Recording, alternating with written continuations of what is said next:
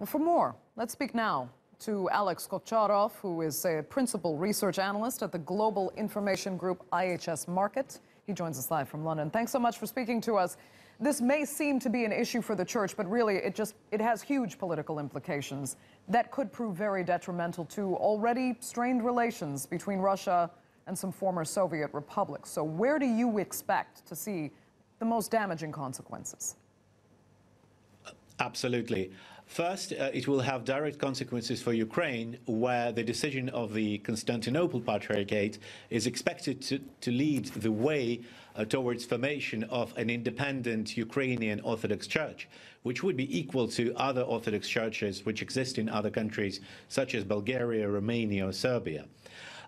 Russia is extremely unhappy about this development because ultimately the independence of the Ukrainian church would lead to a continued erosion of cultural and political influence of Moscow in Ukraine, and will take Ukraine away from the Russian influence. However, there is also a secondary element here with the erupting split in the Orthodox communion. Churches, other churches, Orthodox churches, will now have to decide who they're going to support in this situation, whether they're going to side with the Russian Orthodox Church in Moscow or with the Ecumenical Patriarchate in Constantinople. And this will have an impact also on political relations between Russia and other Orthodox countries such as Serbia, Bulgaria, Greece, or Georgia. Right, and there are even, concerns that this could really spur religious tension that could ignite problems even in the Balkans.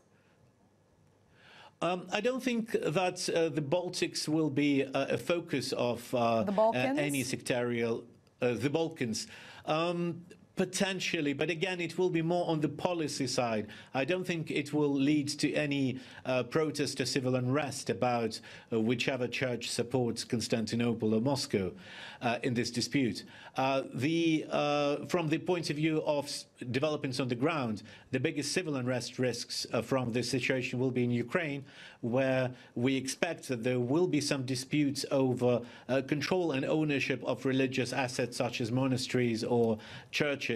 And now there is quite likely that there will be scuffles and fights over who controls what, including some historic churches and monasteries in Kiev and other major cities in Ukraine. Okay. Is there, do you think, any organizational body or person that could de-escalate this, or will tensions only increase as a result? The situation has a pathways for de-escalation where eventually a Ukrainian independent Orthodox Church would be recognized and acknowledged as such by all other existing Orthodox churches.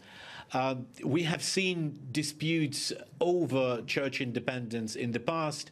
100 years ago, over 100 years ago, there were big disputes about independence of Bulgarian church, for instance, and there have been also disputes over, say, where Estonian Autonomous Orthodox Church belongs, whether it's part of the Russian Orthodox Church or the Constantinople Church. And this dispute is relatively recent. It was in the 1990s.